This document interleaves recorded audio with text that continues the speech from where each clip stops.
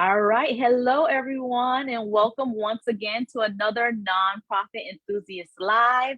I am so excited today to have Ms. Debi Pedraza back with us from the Foundation for OCPS. We're going to continue the conversation of this month's theme on fund development and year-end planning. But before we do that, I just want to allow time for others to kind of join in the group. Please go ahead and tag your friends if you know that they should be listening in on this conversation. Tag them so that they can tune in. Give us a hey, good morning, so that we know that you are here. And we'll get started shortly. So go ahead and welcome everyone, and we'll get started in a few.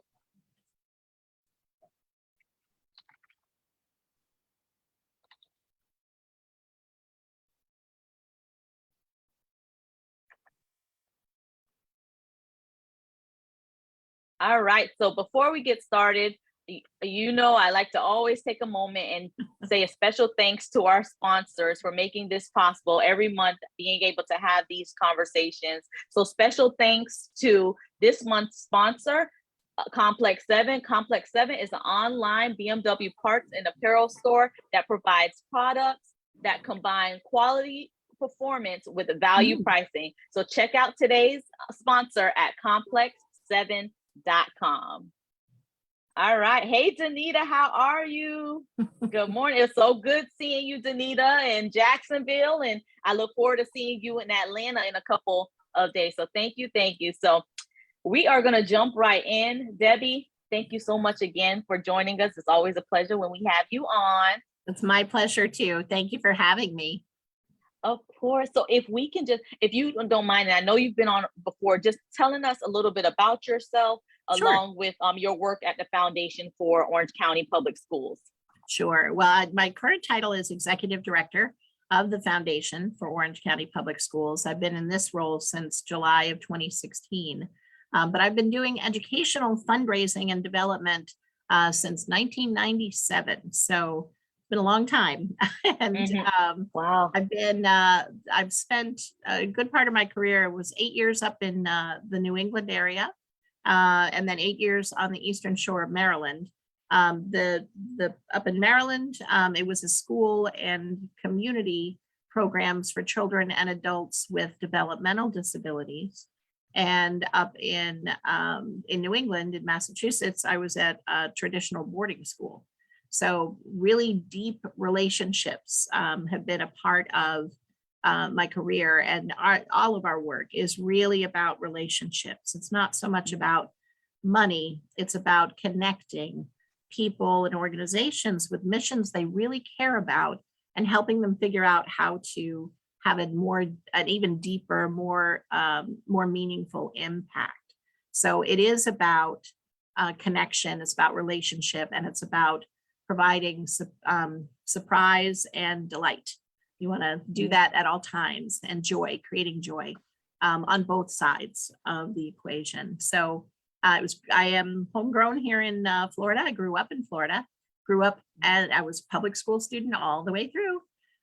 So it makes me very proud to now be back home in Florida, and came back in 2013. I worked on the district side for a little while, and then stepped into the foundation role. But it means a great deal to me to ensure that our public schools have the resources they need, because our children are our greatest asset, and investing in our children today is going to strengthen our entire community tomorrow. And that's our purpose here at the Foundation. Absolutely. So can you talk a little bit about the work at the Foundation Sure. Especially in that fundraising realm? Yeah, well, we are the sole designated direct support organization for the school district. So we seek time, talent, and treasure for all of our schools at the district level, but all the way down into a single program at a single school and everything in between. So we do the fundraising side. We also, my team oversees additions volunteers.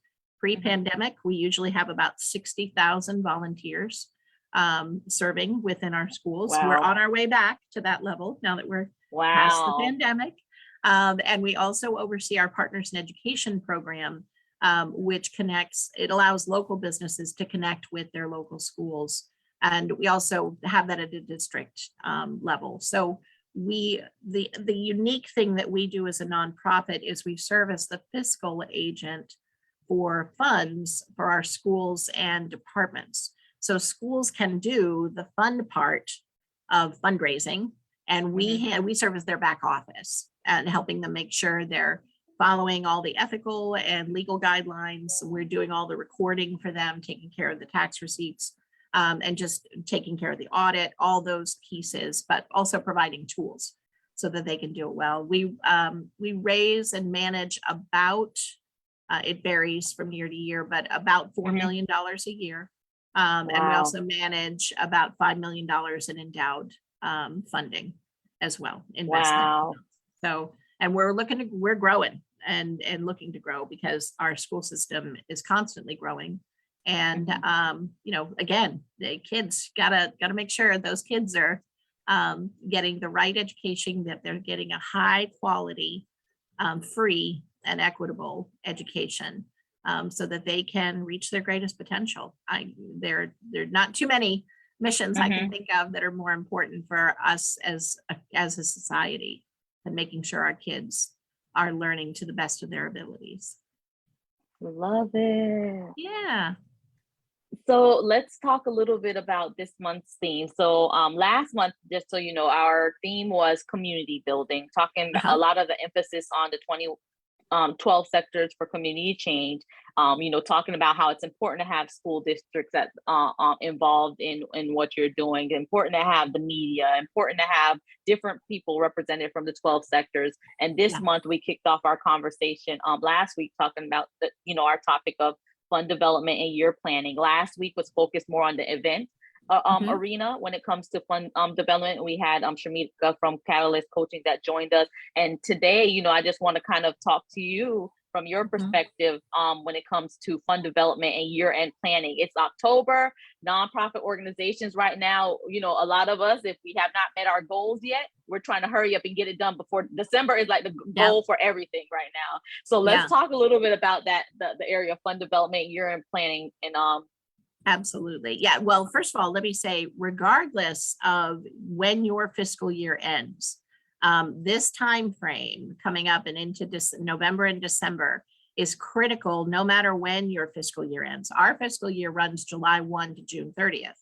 But the reality is most people do the bulk of their charitable giving during the holidays, during the holiday season. That's when people do that, partially because they want to make sure they're finishing up before the end of the tax year.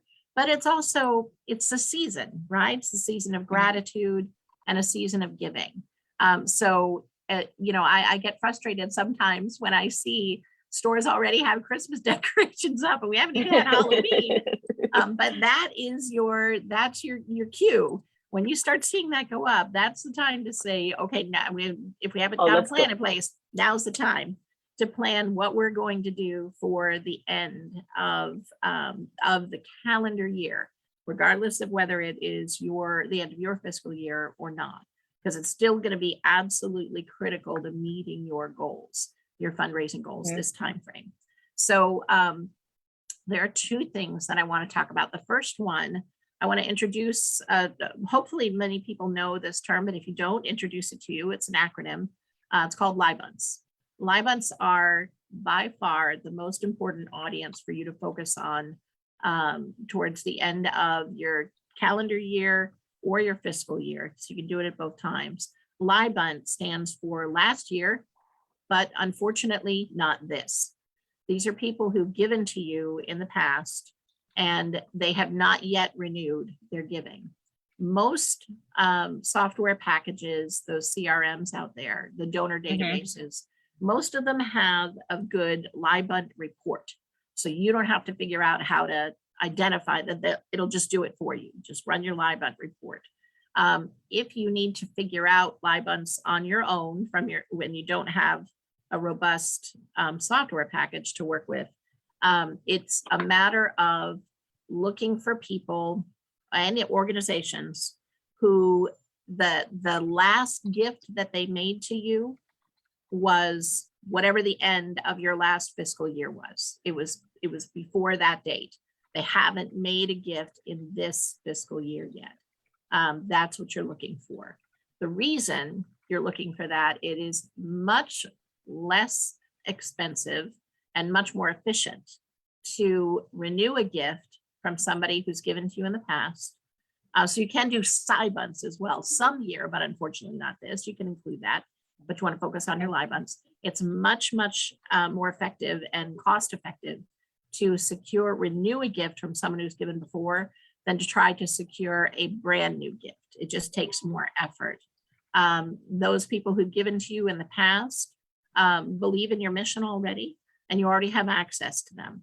So that's where your focus needs to be, identifying who those live bunts are, making sure you know what they've given to in the past, making sure, double check, make sure they have been properly stewarded in the past. And then decide on what your strategy is. And you can have multiple strategies based on the level that they give. You may find a handful of major donors or people who had close relationships to your organization. Maybe they're board members or they're past board members. Maybe they're people who've given 10 years in a row, people who have, or they've given at a very high dollar level. Those people, you may want to pick up the phone and call and thank them for their past support. Ask them, if they're planning to give this year, and find out what's going on with that relationship. You want to attend to the relationship. And good rule of thumb is to get as close to face as you can. I know that a lot of times, especially in this digital age, we have a tendency to rely, because it's fast and it's inexpensive and it's efficient. We have a tendency to rely on text messages, email, social media. Those are fine. And you definitely can and should do a type of campaign, emphasizing that, we're getting to the end of the year. We really need your support. You can do that. But let me just remind everybody, especially if somebody is at a major gifts level or a really strong relationship with your organization, it's worth it to take the time to sit down and make some phone calls to people. So you definitely want to do that. And you want to make sure you have some kind of communication to those folks and an opportunity to give.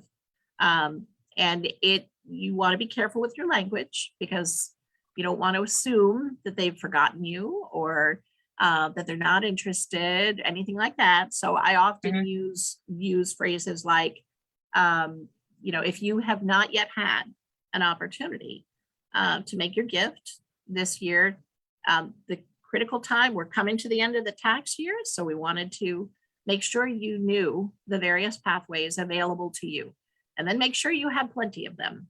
Can they give online? Can they send you a check? Can they give by text? We'll talk about that in just a sec. But making sure that there are multiple pathways available for them, so that whatever is most convenient for them is available. You've got to be very donor centered and donor focused on that. So live bunts, absolutely critical. You can go to side bunts as well. They're a little bit tougher, because they're going to be people who you need to reactivate, not just renew.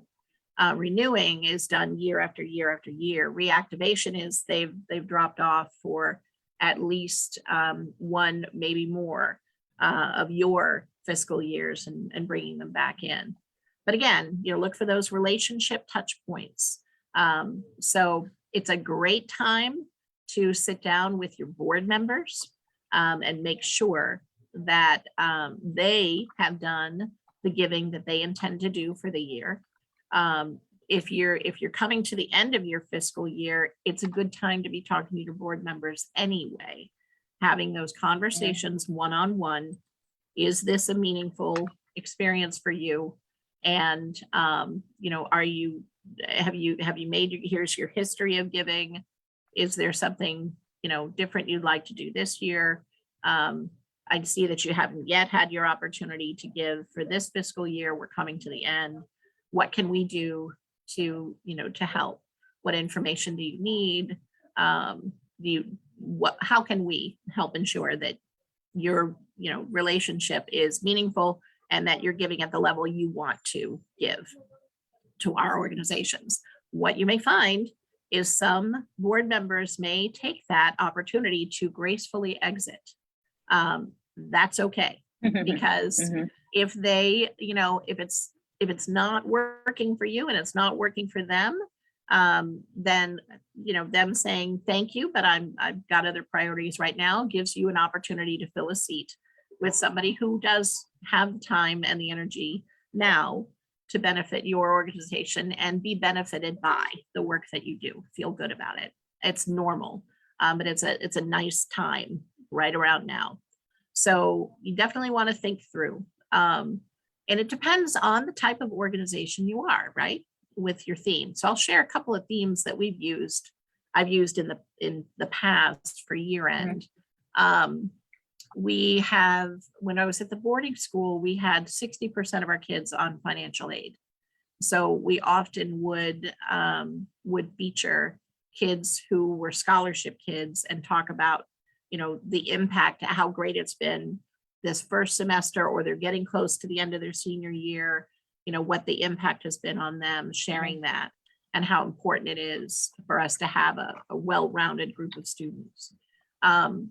One of my favorites that I've done for a year-end appeal was it was based on Rudolph the Red-Nosed Reindeer, and this was for the Benedictine school. Now we were run by a group of nuns, so it was appropriate for our audiences to be talking about Christmas time, and you need to be sensitive about that based on yours. And we didn't go with Christmas Carol. We went with Rudolph.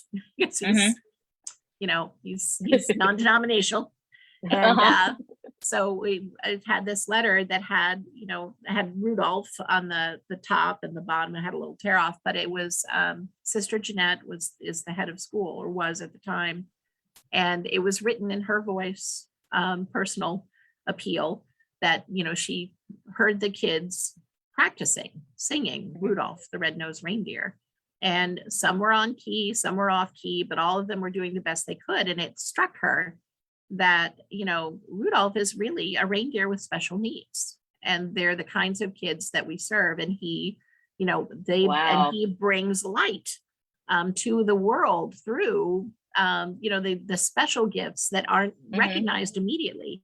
And that's so much of what Benedictine is about. And when people support Benedictine, they are helping to ensure that these special children are able to have the tools and the staff and the time that's needed, because it takes a little more patience to find the gifts that they bring into the world and help them learn how to shine with those gifts. So, think about what are some of the elements of the season. Maybe it's candlelight. Maybe it's, kindling the light of gratitude. Maybe it's something about Thanksgiving. There's, think about the work that you do, the impact it has, and the change and the impact that donors are able to create when they support your mission, especially around the gifts that others bring to the world, or gratitude. It will resonate very well with people. So, you always want to give people goosebumps if you can. That's always your goal, and help them visualize that impact that they're making. So that was really, we're getting into three things. So, but that's okay. So the second thing that I wanted to mention is Giving Tuesday. Can I ask you a few questions, Debbie, before we transition in there? Okay, yes. I have a few questions for you. So, and if you all have any questions, go ahead and share them in the chat box, and I'll read them out. So a few things you covered and I was just thinking about, especially when you're talking about the Sybonts, the Libonts, organizations, especially some newer organizations, sometimes it's easy to get caught up in that whole cold call type of fundraising pipeline. So can you talk a little bit about just even whether from your personal experience, where does that fall? Is it, or does it become a point where there is no more cold calling because we do a lot of the, the planning, the relationship building with our donors. We're looking at our live bunts, we're looking at our side bunts. So our energy is more here. We're getting larger donations because of that versus, hey, events coming up, let me go see if I could call this location to come donate. So can you talk a little bit about that? Yeah, absolutely. A cold call is only a cold call because you don't know the person on the other end of the line, right? Right. So once they have connected and engaged with your organization, it's no longer a cold call, which is great. You may not have talked to them before, but they have a relationship with your organization. So yes, you do want a strategy for friend raising and for getting the attention of people who are new or organizations that are new. But when you're down to the end of the year, your focus needs to be on the people who've supported you in the past, who have not yet finished, have not yet made their gifts. You want to keep them in the fold. The beginning of your funding year is a great time to focus on new, bringing in the new. But right now, you should be focused on scooping back in your family. And your family are the people who've given to you before. So who in the family have you not talked to yet this year? Have you not heard from this year? It. Yeah, you got to think about it that way. Again, holidays, you might see your family only once a year, but it's at the holidays. It's, it's around Thanksgiving. It's around, the winter holidays. It's those time frames. It's part of our culture here in America. So it's a great time. People want to hear from you, and the nostalgia that's there is something that's important. So think about it that way. You're scooping back in the family, making sure that every family member has been touched before the end of the year. Yeah. I love that. And so let's talk really quick before we go into the Giving Tuesday. So the year-end planning appeal. Yeah. And I know you talked about some of those themes. So what does that look like? Does the theme last the entire you started your year-end planning? This is going to be the theme for the remainder of the year, all the way up until December. This is what our audiences are going to continuously hear. Like, what does that look like from that end? You can do either one, and you need to have picked that from the beginning. So when I was at Berkshire School, we did an annual fund theme all through the year, and our focus was more on what are the audiences that we haven't heard from at a particular time, or is there a particular aspect of what we're doing that we wanted to focus on at a given time of year. So that gratitude that scholarship recipients had was a very good fit for this time of year that we were getting into when we were at Berkshire. At Benedictine, we tended, because the messaging was very personal. They were always letters from Sister Jeanette as the executive director. She had just the nature of the organization. She'd been there a long time, high trust with her. People, her voice resonated with them. So for that, we did a different theme each that was seasonal. So she, at this time of year, it was that tying in with the gratitude and the giving spirit of Christmas, but she was from Ireland. So we did a special St. Patrick's Day one there where we sent everybody on paper. You got some Irish blessings from Sister Jeanette to keep. And she asked that you then bless her children in return with a small gift in her honor. So it depends on your organization. You can do it either way. But the theme all the way through, I would say that the thing to think all the way through is about the audience. And at this time of year, whether you're doing the same theme through your whole fiscal year or you're changing your themes seasonally, it's the audience of those past givers that you really want to focus on at this time of year. What's going to resonate with them about what you do? How have they been family in the past? What has the impact been in the past? Why is that impact so important for your organization going forward? Because it does need to be personal. Make sure that your appeals are not love letters to yourselves. It is about making it donor-centered. It's about the impact and the change that they can help you create by supporting the work that you do. So yeah. There, you should be using the word you a lot in your Mhm. letters, not we, not us, but you. So Wow. yeah, proofread your letters that way. If you're talking too much about yourselves, then it's Mhm. not the right letter. So, Mhm. and put your own donor I hat love on. that. What's gonna appeal to you? What is really going to speak to you? Mhm. And inspire you to invest in that organization or invest again, because hopefully that's what they're doing. You focused on those past givers. Does that help? Love it. That answer the Yes, question? that helps a lot. Yes. Thank you. Okay. Thank you so much. All right. Very good. So, any other questions we need to cover? Nope. Okay. Nope, that's it. So yeah, we can begin talking about the Giving Tuesday. So I know Giving Tuesday is right around the corner, and this is a time where a lot of organizations are getting ready to participate. And this is also a time, and I'm sure you're going to touch on this, Debbie, where like there's just so much organization. I remember last Giving Tuesday, my feed had so much nonprofits, going, which was absolutely amazing. Because I Yep. feel like even if let's say your donation goal is not met, your awareness goal should definitely be met, because being able to share through social media and do all of those different things. So with Giving Tuesday coming up and everyone preparing, what's some tips that you have for preparing for Giving Tuesday? Well, first of all, you need to decide right now what your theme is going to be, and what it is that you want people to help with. Do you have a special a project or a fund that needs support, and so you're going to focus on that? Giving Tuesday is should be a short and urgent campaign of some type. Not necessarily we have this gap to fill, though you can do that if you need to. But we're encouraging people to give for this particular purpose.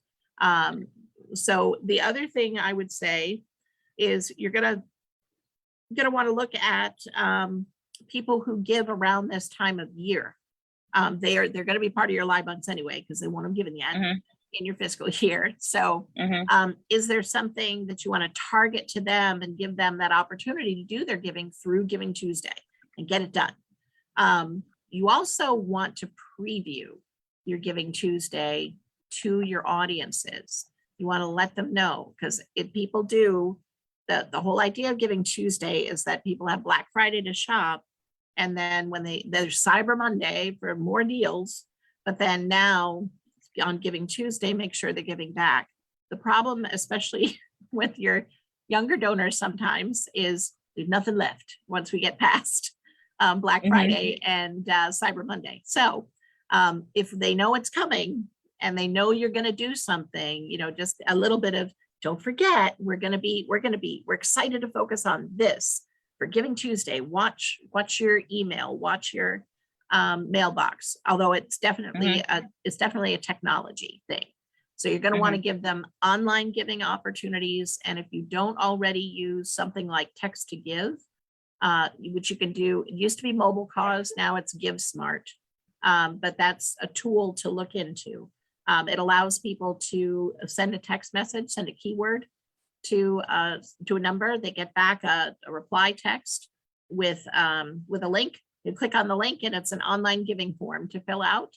They can use Apple Pay, they can use credit cards, debit cards, and you don't have to handle money. They don't have to send checks. It's quick and easy and contactless, and it's a great tool for a Giving Tuesday urgency. So yeah, but you want it electronic. So you want something you can email out to people, and you want to make sure you have email addresses for folks. So, but if you also have a lot of donors who give by mail and by check, then maybe you give them an opportunity in your end of year appeal to have it count towards the Giving Tuesday. You could tie those together if you want. So there's more to say about that. And I think you're going to cover Giving Tuesday again in November, but start thinking about it now. Those Christmas decorations are out. That's what if you don't already have an idea yet, and go look at what other people do. And what others you've gotten. What do you like? What spoke to you? We overlap somewhat in this community on who gives, but many people are generous in this community and give to multiple causes. So what works for you as you see all those things coming in your inbox that you got last year? So, yep. Love it. Okay. Awesome. So one thing is, and I've heard a few homework assignments coming out, so I'm just going to recap those homework assignments. So one is taking a look at your live-bunts, those who gave last year, but unfortunately not this year, and your side-bunts, those some years, but unfortunately not this year. You're going to take a look at those and start reactivating them now. So that's homework. That's what you're taking a look at. And then your other homework assignment, so we have 2 today, is preparing for Giving Tuesday. Starting to look at what this campaign looks like. If you're going to have, having some sort of appeal, a theme that you're going to go after as a part of it. So that sounds like 2 wonderful homework assignments. And then next month, our theme is Giving Tuesday and fundraising. And then Debbie's going to be coming back and talking about stewardship, so that fundraising portion as well. So definitely, so as you're planning, just know next month we're gonna be right back there with you talking about Giving Tuesday. So make sure that you start to get your plans in order as to what you're going to do, and that way you can ask all the questions as that's our theme for next month live. Anything else, Debbie, that you would like to share? I'm going to share just to get people's creative juices flowing. I'm going to share one of my favorite Giving Tuesdays that Berkshire School does. It's where I used to work, and they started this long after I was gone. But one of the most important things about Berkshire is that it sits at the foot of a mountain. And so everybody talks about the mountain. That's just part of the experience there. So their Giving Tuesday is a 1-day climb for Berkshire. And they've done the theme with the mountain. So we're climbing the mountain, but that just speaks to everyone's experience who's ever been part of the school. So what do you have? What is, critical to you? What is meaningful? What defines your organization? And can you build your theme around something like that, whether it's a program or an image or a founder, whatever that might be. So just to give that one idea out there for people. And then as everyone's planning, if Giving Tuesday, like I mentioned, there's a lot of organizations doing a lot where a donor really has to kind of choose like which one. What do you think can make you stand out amongst all the other organizations on during that time?